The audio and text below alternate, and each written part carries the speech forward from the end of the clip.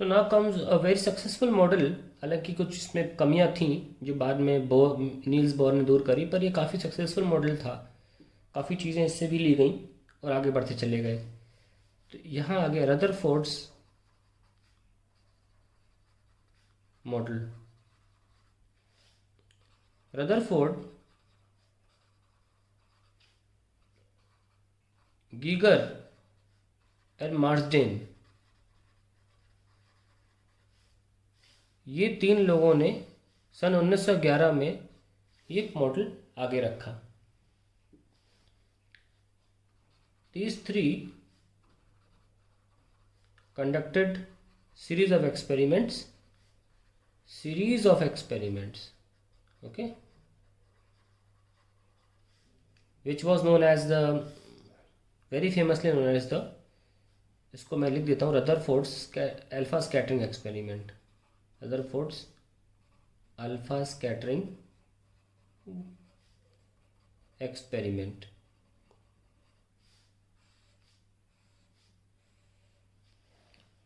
अब इसका हम डायग्राम बना लेते हैं ज़रा। तो यहाँ पर एक सोर्स है एस, जिसमें से अल्फा पार्टिकल निकलेंगे और एक्सट्रीम बीम जो होगी अल्फा पार्टिकल की वो निकलेगी। वो बीम कैसे रखी जाएगी कि यहाँ पे हम लेड की एक स्लिट बना लेंगे, उसमें से will allow the stream of alpha particles to pass through. ठीक है, बीम ऑफ अल्फा पार्टिकल्स नाम बाद में लिख लेंगे। फिर they are made to fall on the metallic foil. वो गोल्ड की थी। गोल्ड बहुत मैलेबल भी होता है, इसीलिए गोल्ड लिया भी गया ताकि इसको बहुत पतला किया जा सके।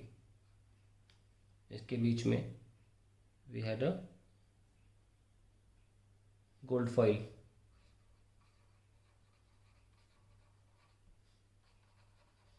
मेटेलिक, इसकी थिकनेस जो थी करीब 10⁻⁻8 मीटर की रखी गई थी, जो कि बहुत कम है। यहाँ से जब पार्टिकल्स निकले तो काफ़ी पार्टिकल्स तो सीधे ही निकल गए बिना डिविएट हुए, और कुछ पार्टिकल्स जो थे वो डिविएट भी हुए किसी किसी एंगल्स पर, और इनको डिटेक्ट किया गया बाय स्क्रीन से एस एस डैश। और ये स्क्रीन जो थी एस एस डैश, ये इस पर जिंक सल्फाइड की कोटिंग थी। जिंक सल्फाइड क्या करता था, ग्लो करता था अगर अल्फा पार्टिकल गिरेगा इस पर। और इनको डिटेक्ट करने के लिए एक माइक्रोस्कोप भी था, ताकि छोटे से छोटे सबूत माइक्रोस्कोप पकड़ ले। और ये मूव कर सकता था माइक्रोस्कोप पूरे रीजन में। ओके, ये एग्जाम डायग्राम में आता है, गीगर मार्सडेन एक्सपेरिमेंट का डायग्राम, सेटअप डायग्राम इतना आता है, बहुत छोटा सा डायग्राम है। सोर्स लेड जाने दिया, गोल्ड फॉइल, मैक्सिमम सीधे निकल जाएंगे, एक को टेढ़ा दिखा दो किसी एंगल थीटा पे। थीटा की बहुत अहमियत है यहाँ पे। ठीक है, नाउ इतना से एक्सपेरिमेंट, इतना से डायग्राम है इसमें। अब इसमें कुछ पॉइंट्स लिख लेते हैं। ऑब्जर्वेशन क्या है, पहले सेटअप बता दूँ मैं इसमें। एस क्या है, सोर्स ऑफ अल्फा पार्टिकल्स, ये एल है। इसमें एल क्या है, lead screen with a very small hole, with a very small hole to allow a fine beam of alpha particles to cross through and hit the gold foil and hit the gold foil। अब आता है तुम्हारा gold foil, वो तो बता ही दिया यहाँ पे। फिर आता है screen S S dash. It is a screen coated with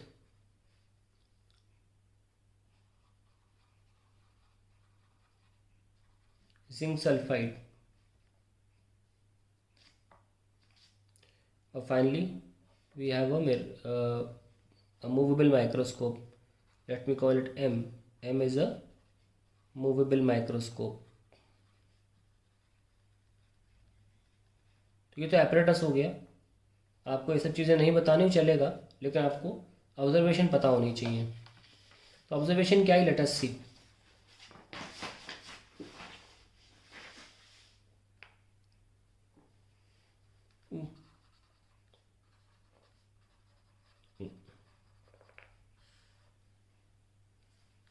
पहली ऑब्जर्वेशन थी the beam of alpha particles scattered in various directions, लेकिन वो अलग बात है, काफ़ी कम मात्रा में। Scattered in various directions.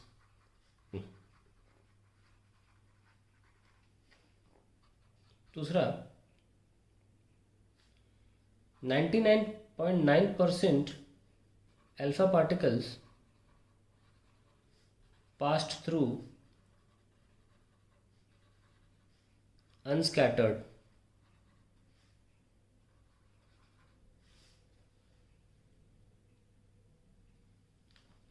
Around 1 in 8,000 ये डेटा है, scattered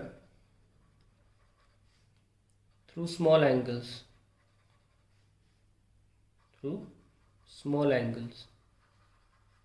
और कहते हैं around 1 in 15,000 bounced back, completely repel, मतलब ऐसे करके लौट जाना, bounced back, that is 180 degree deviation.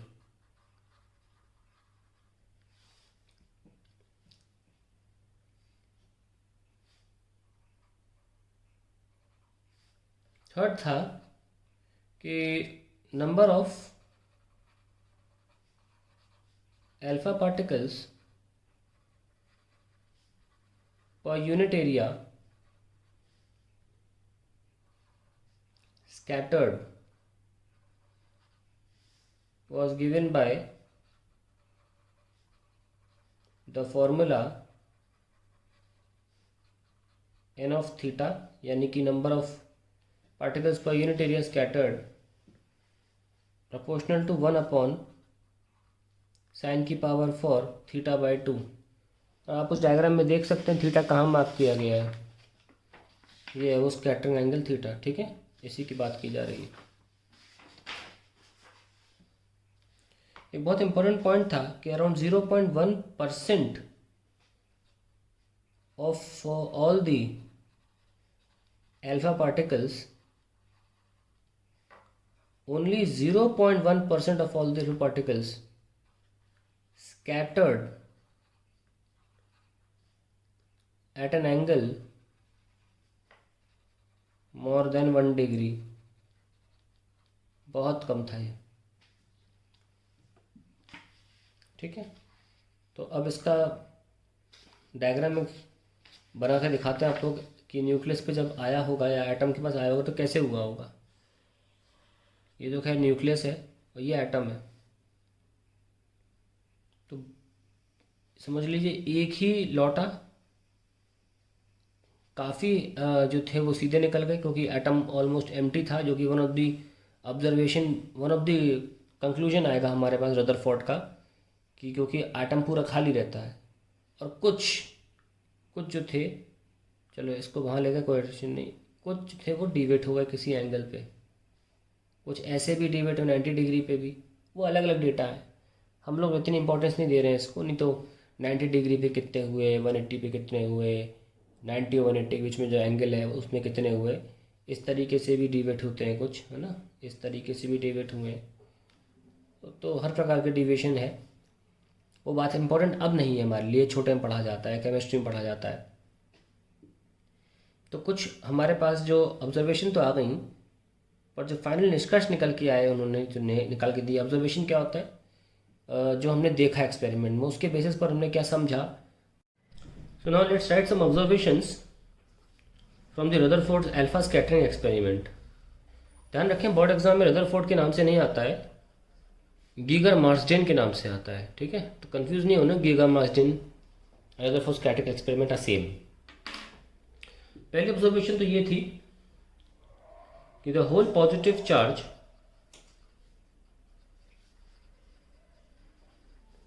Of the atom and almost the entire mass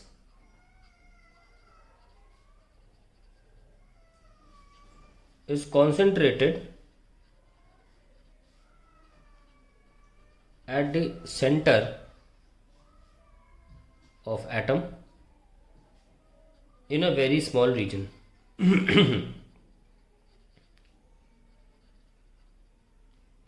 ये वजह थी कि सारे के सारे भेद के निकल गए क्यों. This was put forth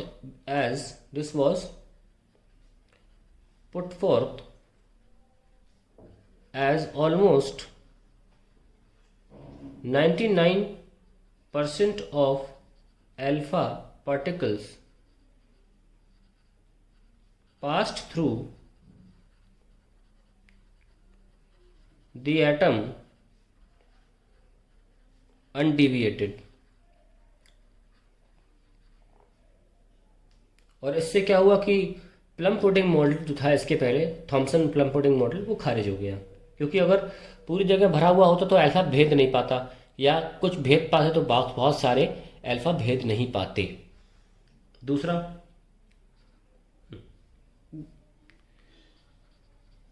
the small centred nucleus, ये नाम भी रदरफोर्ड ने दिया था. द स्मॉल सेंटर्ड न्यूक्लियस, जिसकी बात मैं पहले कर चुका हूँ, कैरिंग पॉजिटिव चार्ज, ब्रैकेट में है ये, and almost the entire mass is concentrated, is surrounded. तो यहां से मतलब बनेगा the small centred nucleus is surrounded by electrons, and the magnitude of charge of electrons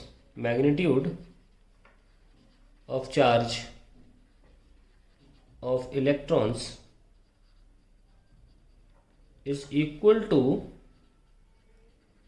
the magnitude of positive charge. ये जो दूसरा ऑब्जर्वेशन था, इसने चार्ज न्यूट्रलिटी को एक्सप्लेन किया. तीसरा ऑब्जर्वेशन ये था, जैसे कि जो अल्फा पार्टिकल्स आ रहे थे, ये मैं गोल्ड फॉइल जो उनने लिया था उसका एक थिकर वर्जन बना रहा हूँ. हालांकि इसकी जो थिकनेस है वो 10⁻⁸ मीटर ही है, लेकिन मैं थिकर वर्जन बना रहा हूँ. सपोज अंदर जो एटम्स हैं वो ऐसे हैं. ये भी जानना ज़रूरी है कि कैसे अल्फा पार्टिकल्स निकले होंगे इस गोल्ड फॉइल में से. ये एटम बना रहा हूँ मैं.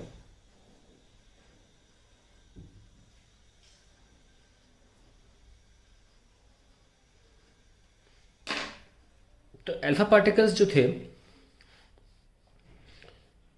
गोल्ड फॉइल में से बहुत ही छोटा मैंने लेंथ लिया है, तो मेजॉरिटी तो सीधे सीधे निकल गए, है ना.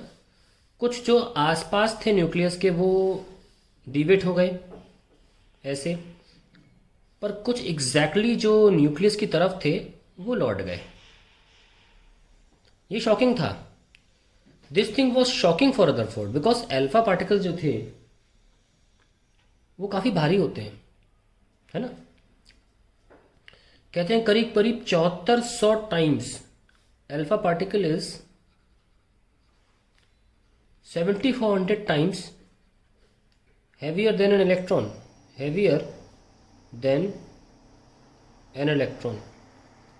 इतना भारी पार्टिकल उल्टा कैसे चला गया? डेफिनेटली क्योंकि अल्फा पार्टिकल एक पॉजिटिव पार्टिकल है. Alpha particle is positive.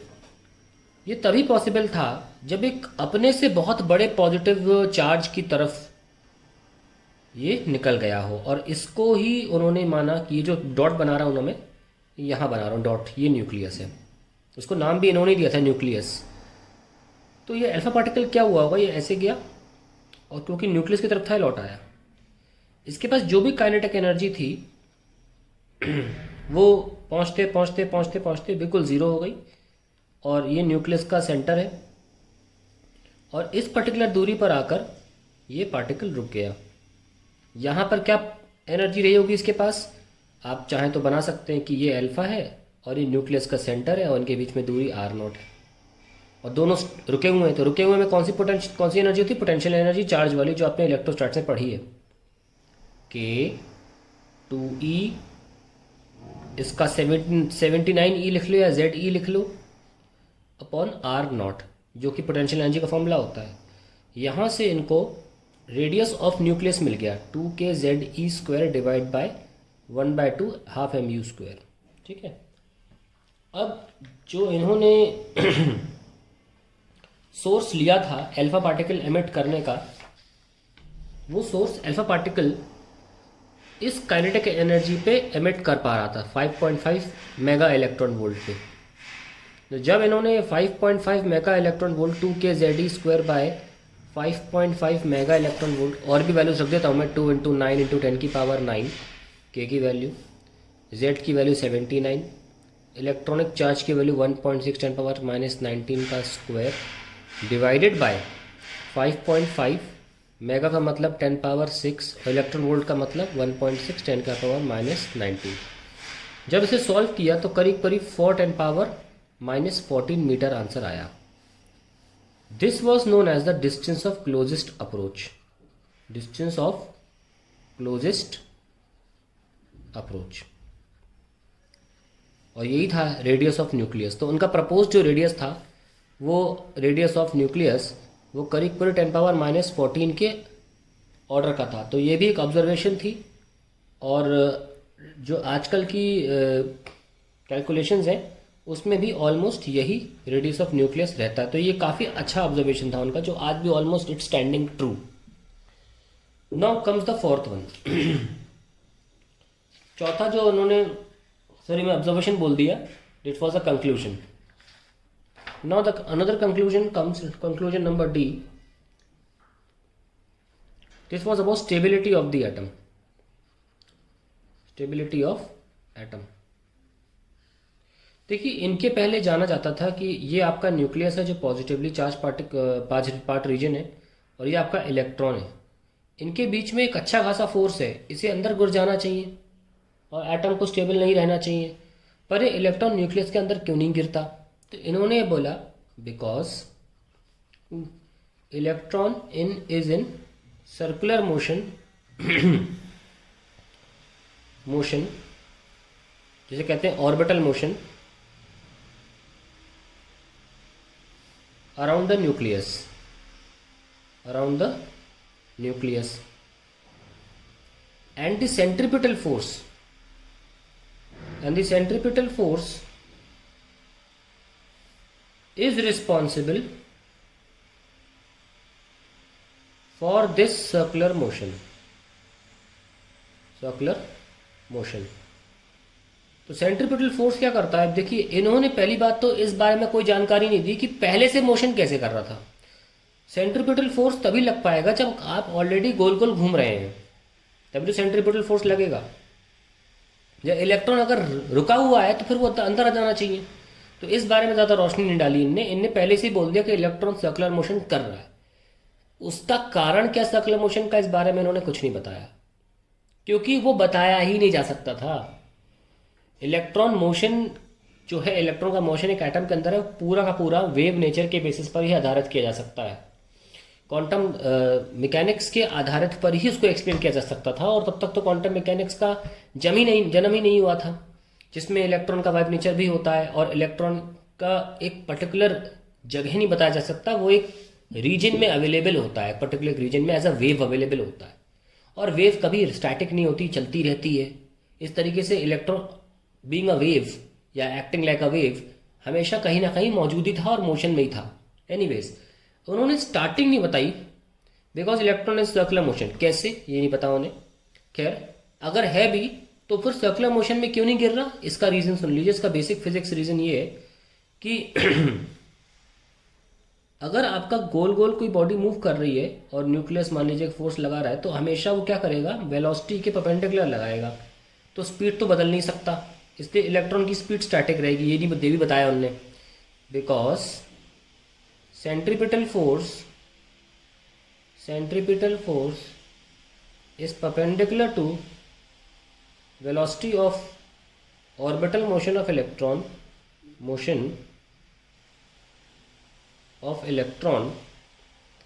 it does not change its speed,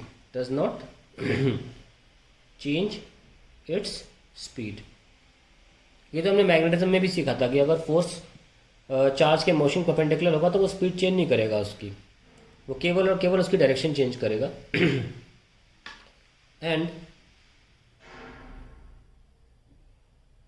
is the reason behind the circular motion. तो जब भी सेंट्रीपिटल फोर्स यानी कि कोई फोर्स जो वेलोसिटी के परपेंडिकुलर होगा वो सर्कुलर मोशन ही कैरी आउट करेगा। Reason for circular motion.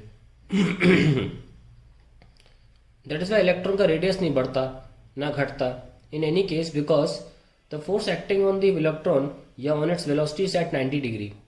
Force और वेलोसिटी के बीच जब 90 डिग्री काम होता है तो पावर यानी कि वर्क अपॉन टाइम जीरो होता है।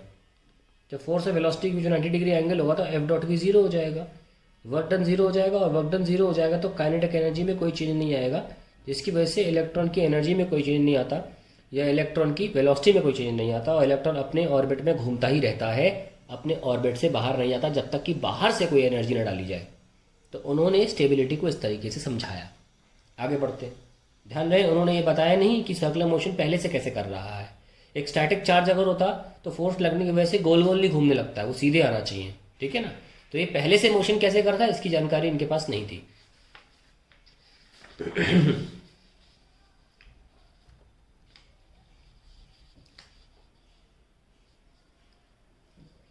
खैर, तो ये कुछ कंक्लूजन्स थे उनके मॉडल के जितने समझाने की कोशिश करी, और वो ऑब्वियसली काफ़ी उसमें गलतियां या कमियां कहें थी, लेकिन कुछ ऐसी चीज़ें भी थी जो आगे ले जा सकती थी।